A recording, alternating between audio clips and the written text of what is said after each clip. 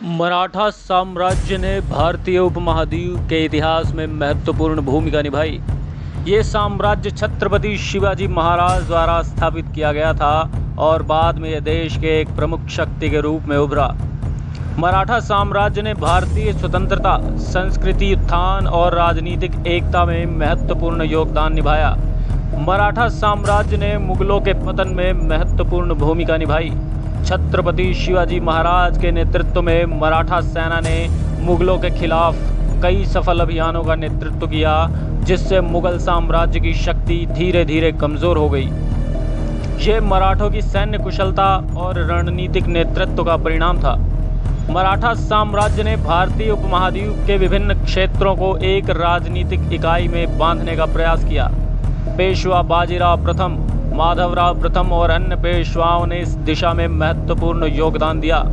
मराठों ने विभिन्न राजाओं और रजवाड़ों को एकजुट करने का प्रयास किया, जिससे भारतीय राजनीति में एकता का भाव पैदा हो। मराठा साम्राज्य ने भारतीय संस्कृति और अर्थव्यवस्था को भी सशक्त बनाया। मराठा शासकों ने कला, साहित्य और वास्तुकला को बढ़ावा दिया, जिन्होंने व्यापार और कृषि के विकास के लिए भी अनेक उपाय किए। मराठाओं ने कई सिंचाई प्रणालियां बनाई, जिससे कृषि उत्पादन में भी वृद्धि हुई और किसानों की स्थिति सुधरी। मराठा साम्राज्य ने भारतीय स्वतंत्रता संग्राम में भी महत्वपूर्ण भूमिका निभाई। मराठों ने अंग्रेजों के खिलाफ कई युद्ध लड़े, जिनमें पानीपत का तीसरा युद्ध प्रमुख है। हालांकि इस युद्ध में मराठों को हार का सामना करना पड़ा, लेकिन इसने भारतीय स्वतंत्रता संग्राम की नींव रखने में महत्वपूर्ण भूमिका निभाई। मराठा साम्राज्य का भारतीय उपमहाद्वीप के राजनीतिक, सांस्कृतिक और आर्थिक इतिहास में महत्वपूर्ण स्थान रहा है। उनकी वीरता और सैन्य कुशलता, राष्ट्र प्रेम और देशभक्ति ने भारत को सशक्त और स्वतंत्र बनाने में महत्वपूर्ण योगदान दिया। मराठा साम्राज्य की विरासत आज भी भारतीय इतिहास में एक प्रेरणा का स्रोत बनी हुई है।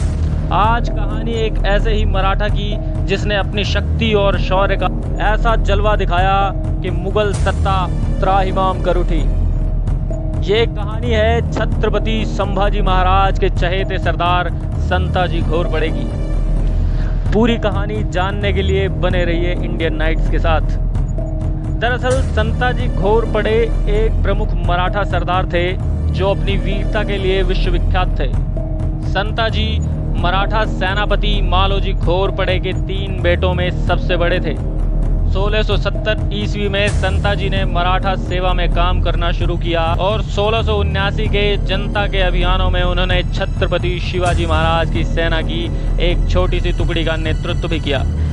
ये अभियान खत्म हो ही रहा था, तब संताजी ने पीछे हटने के संकेत को नज़रअंदाज कर दिया, जिसने मराठा सेना की वापस लौटने की तय की गई समय सीमा में लौटने में देरी करवा दी, जिससे नाराज होकर छत्रपति शिवाजी महाराज ने युवा संताजी को 3 महीने तक अपना चेहरा न दिखाने की सजा दी। 1 साल बाद छत्रपति शिवाजी महाराज की मृत्यु हो गई, जिसके बाद उनके बेटे संभाजी महाराज मराठा साम्राज्य के छत्रपति बने और उन्होंने मराठा साम्राज्य की गद्दी संभाली। संताजी धीरे धीरे उनके एक महत्वपूर्ण सरदार बन गए। अगले 9 वर्षों में छत्रपति संभाजी महाराज ने मुगलों के खिलाफ अपना अभियान जारी रखा, लेकिन 1689 में छत्रपति संभाजी महाराज संगेश्वर में थे, जब धोखे से मुगल सैनिकों ने उन्हें पकड़ लिया। संताजी के पिता मालोजी, जो मराठा सेनापति थे, वे छत्रपति संभाजी महाराज की रक्षा करते हुए वीर गति को प्राप्त हुए। छत्रपति संभाजी महाराज, जिन्होंने लगभग 1 दशक तक मुगलों के खिलाफ लड़ाई लड़ी थी, उन्हें क्रूरता से मुगलों ने मौत के घाट उतार दिया। मराठा राजस्थानी रायगढ़ को जुल्फिकार खान के नेतृत्व में 15,000 से अधिक मुगल सैनिकों द्वारा घेर लिया गया था। एक के बाद एक मराठा किलों पर मुगल सैनिकों ने कब्जा करना शुरू कर दिया और ऐसा लग रहा था कि मराठाओं के लिए अब सब कुछ खत्म हो चुका है। लेकिन छत्रपति संभाजी महाराज की हत्या ने मराठाओं में गुस्सा भर दिया और उन्होंने नए सिरे से युद्ध की शुरुआत की। बहादुर संताजी घोरपड़े ने खुद युद्ध में औरंगजेब पर हमला करने की योजना बनाई। मुगल बादशाह औरंगजेब ने गोरेगांव के पास के इलाकों में डेरा डाला था और वहां से वो चाकन जा रहे थे। संताजी घोर पड़े और विक्टर जी चौहान के साथ शिविर पर हमला करने के लिए रवाना हुए। उनके एक जासूस ने उन्हें बादशाह औरंगजेब के शिविर की पूरी जानकारी दी। जासूस ने यह भी बताया कि औरंगजेब के तंबू का सही आकार क्या है और कितने पहरेदार उसकी निगरानी करते हैं। तंबू के 4 खंड थे और औरंगजेब का निजी क्वार्टर दौलत खाना के रूप में जाना जाता था। उसके जासूस ने यह भी जानकारी दी कि कई मराठा सैनिक गोरेगांव में मुगल सैनिकों में शामिल हो गए हैं और शिविर में पहुंच चुके हैं। शिविर में मराठी सैनिकों का होना एक सामान्य बात थी। इन सब जानकारियों के साथ संताजी आधी रात को गोरेगांव पहुंचे और मुगल शिविर में प्रवेश किया। उस रात बारिश भी हो रही थी, लेकिन संताजी और उनके 200 सैनिक शाही तंबू तक पहुंचने में सफल रहे। उन्होंने बादशाह औरंगजेब के तंबू पर हमला कर दिया और रास्ते में आने वाले मुगल सैनिकों को मौत के घाट उतार दिया। जब संताजी और उनके सैनिक बादशाह औरंगजेब के नीचे क्वार्टर दौलत खाना में पहुंचे तो उन्हें जानकर निराशा हुई कि बादशाह औरंगजेब उस रात अपने तंबू में नहीं बल्कि अपनी बेटी के तंबू में था। संताजी ने अपनी तलवार से तंबू की सरिया काट दी थी, जिससे पूरा तंबू नीचे गिर गया। फिर उन्होंने तंबू के मीनार पर बने हुए सुनहरे मोहर को काट के अपने साथ रख लिया। तक मुगल शिविर में ये बात फैल चुकी थी कि मराठा सैनिक शिवहर में घुस आए हैं और संताजी और उनके 200 सैनिक बहादुरी से लड़े और वो शिविर से बाहर निकलने की कोशिश करने लगे। इस झड़प में संताजी के लगभग 100 से ज़्यादा सैनिक मारे गए, लेकिन खुद संताजी सुरक्षित निकलने में सफल रहे। इस सफलता ने आत्म मनोबल और आत्मविश्वास को बढ़ाने में बड़ी मदद की। मुगलों को विश्वास था कि औरंगजेब पर हुए गोरेगांव के हमले में मराठाओं को बहुत बड़ी हानि हुई है, तो इस हमले के बाद कुछ दिनों तक संताजी उन्हें परेशान नहीं करेंगे। लेकिन वो गलत थे। उस समय मुगल सेनापति शेख निजाम ने पन्हाला के किले को घेर रखा था। संताजी ने उस पर एक जबरदस्त हमला किया और उनकी सेना को बुरी तरह से हरा दिया। जीत के बाद मराठाओं को बड़ी मात्रा में घोड़े और हाथी नहीं बल्कि बहुत बड़ा खजाना भी मिला। इसके बाद संताजी ने अपना साहसी अभियान खत्म किया और छत्रपति राजाराम को खजाने के साथ साथ औरंगजेब के तंबू से जो वो सुनहरी मोहर लेकर आए थे वो सब प्रस्तुत कर दिया। बदले में छत्रपति राजाराम ने संताजी घोर पड़े को पुरस्कार और ऊंची उपाधि दी। संताजी को गोरिल्ला युद्ध के सबसे प्रमुख सपोर्टर के रूप में माना जाता है। संताजी के अचानक हमले और गोरिल्ला रणनीति के सामने मुगलों के अपार संसाधन और भारी तोपखानों का कोई उपयोग नहीं रह गया था। संताजी में एक बड़ी सेना को संभालने की जन्मजात प्रतिभा थी। वो न केवल रात भर मार्च कर सकते थे बल्कि सुबह अचानक हमला भी कर सकते थे, बल्कि मराठाओं की बड़ी सेना को लंबी दूरी को जल्द से जल्द पार करवाकर एक बड़े क्षेत्र पर हमला भी कर सकते थे, जो चंगेज खान के अलावा किसी भी एशिया की सेना के लिए अविश्वसनीय था। संताजी युद्ध में बदलते हुए समीकरणों के हिसाब से अपनी योजनाएं भी बदल लेते थे और दुश्मनों की कमजोरी का भरपूर फायदा उठाते थे। जुलाई 1692 में उनकी जीत के लिए छत्रपति राजाराम ने उन्हें विरासत की जागीर इनाम के रूप में दी और मराठा घुड़सवार सेना का सेनापति भी बनाया।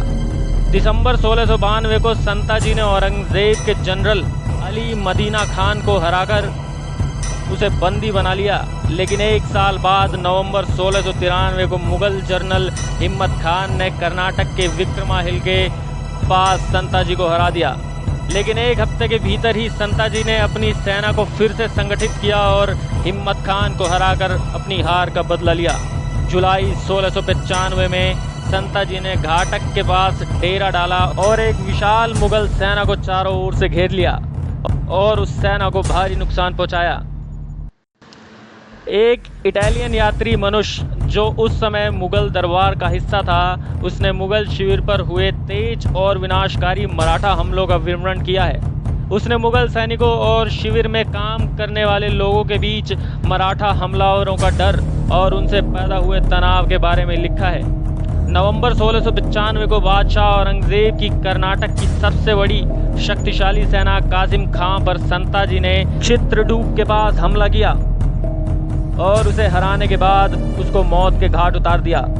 संताजी को युद्ध रणनीतियों में माहिर माना जाता है, लेकिन पर्दे के पीछे की राजनीति और कूटनीति की उन्हें ज़्यादा समझ नहीं थी और उन्होंने छत्रपति राजाराम को कई अवसरों में गलत समझा, जिसकी वजह से उनके और छत्रपति राजाराम के बीच दरार पैदा हो गई। मई 1696 को संताजी ने जिंजी के किले में राजाराम जी से मुलाकात की और किसी मुद्दे पर उनसे बहस हो गई। छत्रपति राजाराम से बातचीत के बाद उन्हें गुस्सा आया और उनके मुख से निकल गया कि छत्रपति राजाराम उनकी वजह से गद्दी पर बैठे हैं और वो जब चाहे उन्हें हटाकर छत्रपति बन सकते हैं।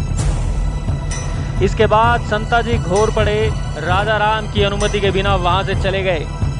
इन सब ने छत्रपति राजाराम को नाराज कर दिया और उन्होंने संताजी को हटाकर धनाजी जाटव को मराठा घुड़सवार सेना का सेनापति बना दिया। इस बात से संताजी को और भी नाराजगी हुई और जल्दी छत्रपति राजाराम ने संताजी को गिरफ्तारी का हुक्म जारी कर दिया। छत्रपति राजाराम जानते थे कि संताजी को मराठा साम्राज्य के लिए कितना महत्व रखते हैं, इसलिए वो संताजी को पकड़कर उन्हें समझाना चाहते थे। मई 1696 में धानाजी ने संताजी पर हमला किया, लेकिन संताजी ने उन्हें हरा दिया। इस युद्ध में संताजी ने धानाजी की सेना के एक प्रमुख सदस्य अमृतराव निबलकर को पकड़ने में सफल रहे और संताजी ने बाद में अमृतराव को एक हाथी से कुचलवाकर मरवा डाला। अमृतराव की एक बहन भी थी जिनका नाम राधाबाई था। राधाबाई का विवाह नागौर की माने से हुआ था, जो एक ताकतवर मराठा सरदार थे जो मुगलों के लिए काम करते थे। राधाबाई ने अपने पति से अपने भाई की मौत का बदला लेने की मांग की।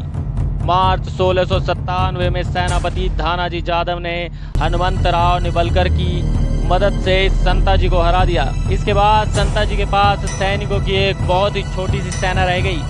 जुलाई 1697 में जब संताजी एक स्थानीय नदी के तट पर पूजा कर रहे थे, तब मराठा सरदार लागूजी माने ने अपनी पत्नी की भाई का बदला लेने के लिए कारखेल के जंगलों में संताजी को मौत के घाट उतार दिया। इस तरह मराठाओं ने एक महान नायक को खो दिया, जिसने मुगलों के खिलाफ चल रहे अभियान को एक बहुत बड़ा धक्का पहुंचाया। उनकी मृत्यु के बाद उनके बेटे और भाई छत्रपति राजाराम और ताराबाई के प्रति वफादार बने रहे और उन्होंने स्वराज की स्थापना में काफ़ी मदद की। अगर आपको हमारी वीडियो पसंद आई हो तो लाइक ज़रूर करें। जय हिंद, वंदे मातरम।